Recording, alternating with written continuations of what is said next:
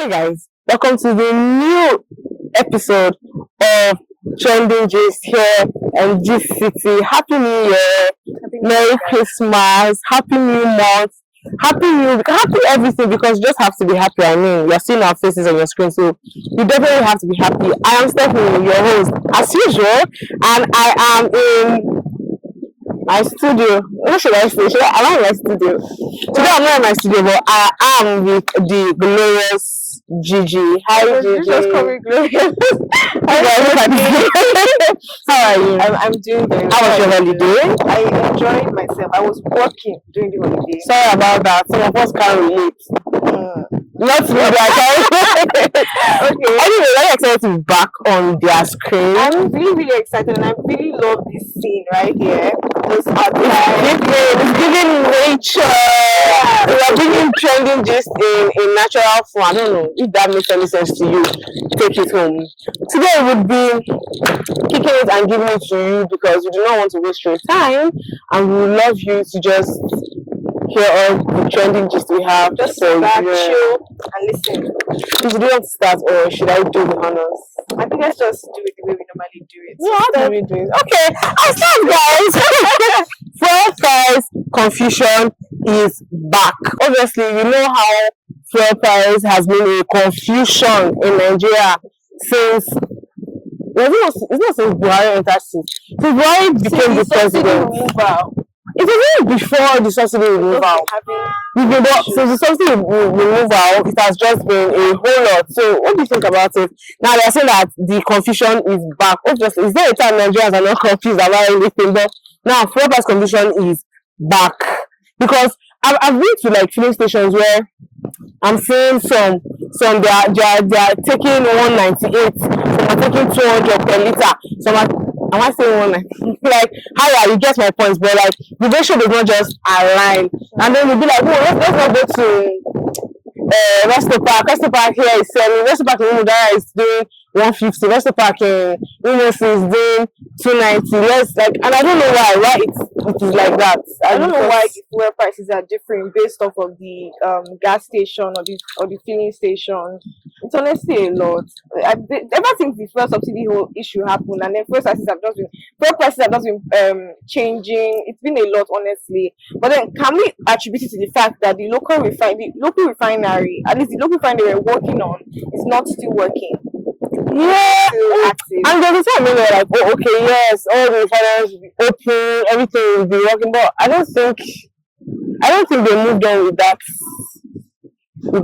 idea or anything. So it's really confusing. I do not know why it is like that. Maybe we have to start digging deep into these things. There are like other things that is like I feel is involved in this, but yeah. I think I feel it's just such a big issue because we run everything based off like if you want all these things. Down to the point where even electricity offices you have to even run on fuel. So it's just really crazy. But hopefully this year, by God's grace, I know that's impossible, but by God's grace, it will. I know that it's impossible. I know that it's impossible because what do you mean? Does still want to bring back subsidy? No, now. So I know that fuel will just keep being an issue, but hopefully it's an issue that we get big enough, or the prices will just settle down. Yes, like big enough to tackle it to the sense that we will not have to worry about what the amount of fuel anymore. So let's just hope and see. Okay, so moving on, Niger Delta youth versus political appointments. Now there have been a lot of online debates heating up about who really speaks in the Niger Delta. So is it a case of representation or decoration? Honestly, this story is a whole lot, and I don't even know where to start when it comes to representation in the Niger Delta. I feel like in Nigeria as a whole, we have more of like older people occupying political positions or offices. Yeah, older people occupying positions, younger people speaking the minds of what older people should be saying.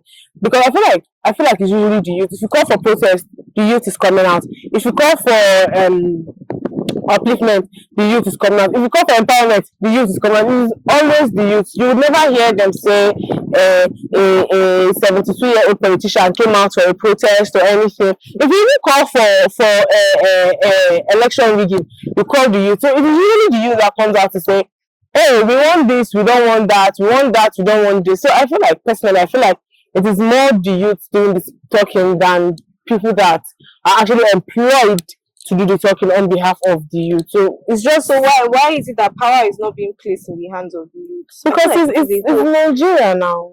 It's Nigeria. That should not be an excuse for such things. I mean, It should not be an excuse, but it's our excuse. It is Nigeria. It's our reality. So it's just a good reality. It's just crazy. Stand up to this thing. We need to start speaking up about it, because I feel like as an older person, at some point you may not be able to dispense duties properly or understand certain things, but younger people are more active when it comes to. I feel like they have this personal vendetta against younger people, that they are not, you know that at the age where whatever an elder sees sitting from the chair, even if the child climbs the Iroko tree, they will not see it. I don't know how true that is, but I climb the Iroko tree, I will see what you're not seeing, sir. So the thing is, I feel like we have this idea that people on that seat know more than people not on the seat. People like they know more than the youth. Oh, we've seen what Nigeria can do, so we can work towards it, rather than a youth that is still forming. So basically, I just feel like that's what they used to operate. I think that the question is, who do we actually classify as youth? Are we talking about Gen Z? Are we talking about early millennials or late millennials? What exactly are we talking about when we talk about youth? I feel like a 39-year-old, a 40-year-old is a youth in the political spectrum, because we're seeing 75-year-olds, 59-year-olds occupying political positions. So it's just a whole lot. And then I also want to bring up the topic of this whole this rumor of Wike bringing his son to contest for House of Representatives under Obiakpo local government. And then this guy is 25 years old, and the person currently occupying that position is 59 years old, guys. So it's just a whole lot, honestly. And I just wish that we didn't normalize gerontocracy to this point that it's now like, oh, it has to be a much older person. Well, I mean, if the shoe fits the leg of the older person, not very well. But for what I feel like what politics is more spoken, is more said, is more given out, is more proclaimed by the youth, not the older people, because the older people only come out to play when they have a manifesto, when they have an election. They see the youth every day on Twitter, on Instagram, they are always saying something. If it's not one thing, it's the other. We should give them a platform. But anyways, moving on, hopefully they give us the platform. Give Stephanie the platform. Give me the platform. The platform. Yes. The whole stage. Next, we have pipeline protection, security, or business. That's an umbrella. But really, the way I say pipeline protection, what do you think? Do you think people actually are guiding this pipeline because they have the interest of people at heart, or because they are being paid to do? Because obviously they're not paying me and you to protect the pipelines, and I don't care about these people, so why don't they just go and destroy it? Or are they just, oh, okay, I really care about these people, even if the money not they make I just still protect them and all of that. So I think that first of all, every business has a mission. Okay. I mean, if my mission is to do this thing, of course I'm going to do what I'm being paid to do, right? But then again, it's more of they have different companies, right? So everybody's actually fighting to get the contracts in another sense. So it's not it's not a monopoly. It's not like one particular company has this contract or what. So we have, I don't want to mention it, but we have PINL, we have Tantita, we have other slogans. Don't mention me, just pardon me. But we have all these surveillance companies, so of course it's about the contract. But then again, it's still about how well sorry, it's of course it's all about the contract, but then again it's still about how well you do your job, because I'm not going to give you a contract if I know that your company is not competent. But do you think, okay, I get that part here, but do you think that this idea behind, oh, okay, yes, my company is competent enough, do you think they have the interest of these riverine areas, this trans pipeline corridor, do you think they have them at heart, or they're just doing it just because they need the Just money? because they need the money. All right, on to our next story. Entertainment is becoming political again. Now, artists are subtly taking sides and fans are split. So, I don't know, do you guys think that entertainers should be neutral, or should they speak up about their political opinions or how they feel about certain politicians? I personally feel, okay, let me start with asking you what you feel. I feel like entertainers should speak up, but regards to certain information given out by their fans. Sometimes I feel like sometimes most of the hate all the celebrities have just comes directly from their fans, because their fans are, I don't know, I don't have fans yet, Are you but sure you don't have fans yeah, here? I do. The audience is your But fan. fans are actually very, very, very chaotic. They just come, they start with the comparison, they just take you out of your place. But yeah, but So I feel like let's talk about politics. Do you think that entertainers, artists, actresses, all these people, comedians, content creators, skit makers, do you think that they should be political commentators? no, I don't think they should be. I know maybe you might drag me or something. I mean, they are human beings, they are citizens and all of that, but I don't think they are, because these people have huge fan. It all boils down to their face. They have huge fan bases, and the funny thing is, once this person starts publicizing this particular person, everybody, whether or not you're saying, okay, let's say there are pictures of this kid. No, it can't be this kid. There are five pictures of Davido. Say it can be with The next thing they're saying is Davido is endorsing Tinubu, and then all of Davido's fans, whether they hate Tinubu or not, because Davido's fans, this 30BG, they are like very strong-willed. They are all going for Tinubu. Let's vote for Tinubu. Let's vote for APC. Yeah, I I really completely don't think understand. I I really completely get don't your think point. they should have a say in political affairs. Yeah, Because it just last time when Burna Boy had a say in that killing or the 20th of October 2020 the genocide and all whole that, saga and we everything saw that how happened.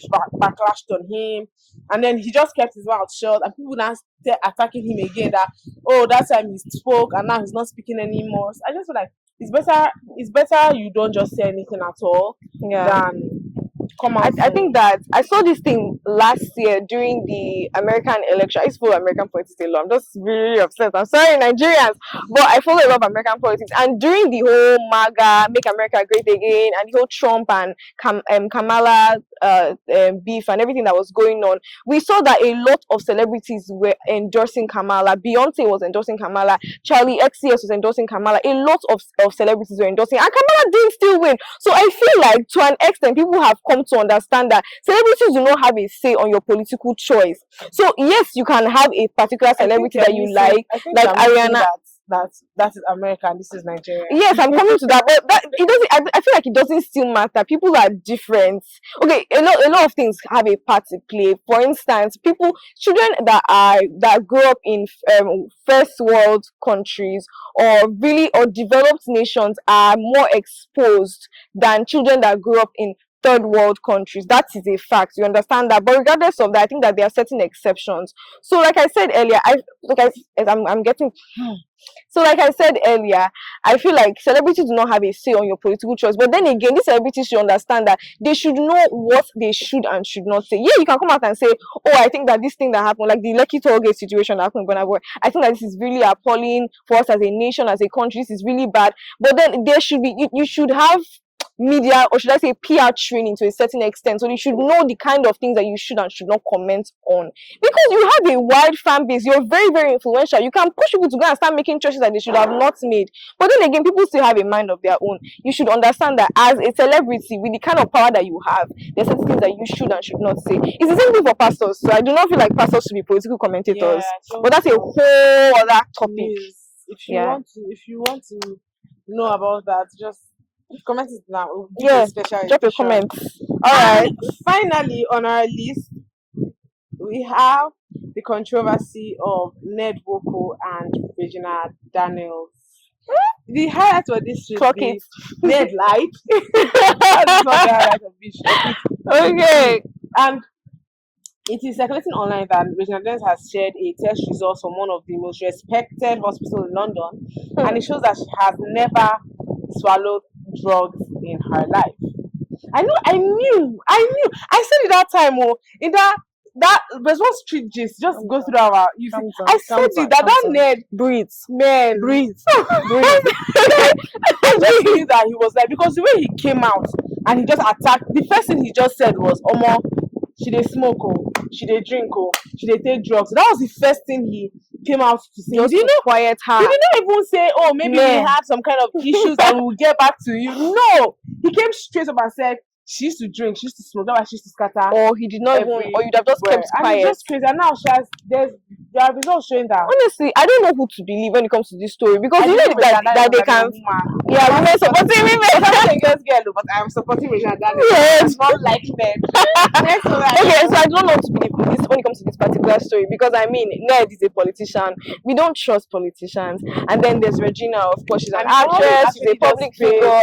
You can actually like fake those test results. I'm not saying it. I mean, what do you mean you're not taking drugs in your life? Have you not been sick before? I don't understand. I mean, hard drugs. Okay, hard drugs. Which is okay. I support. I think I support her. I think I support her. So I don't know, Sha, but I think that is really appalling, honestly, that this kind of thing happened between two couples that. And I looked up to them. God forbid. It's not me that looked up to them, but some people actually adored them online. So many people were saying stuff about them, like, "Oh, he's not too old for you. She's not too young for you." But that's their business, honestly. I think that it's just a very funny story. And like I said, they put mouths for couples their beef. They put mouth because they're gonna use us sets later on. So that's that for that story. Anyways, Regina, I support you even if I don't like you. Anyways, we've come to the end of this particular section of Trending Gist with Gigi and Juju. I like that. Wow, we should write a song together or something. We've come to the end of this particular one. I like my favorite story was Ned really liar, allegedly. That was not your favorite story. That was the favorite story. Women hating men. I've been men hating screen, and I hope that you keep tuning in. Let's hear what you have to say. Let's hear your opinion. In the comment section. Don't forget to follow us on all our social media platforms. What she said, Gistcity Media on Instagram, Gistcity on Facebook, Gistcity on YouTube, Gistcity everywhere, and on X, Gistcity Media. Bye.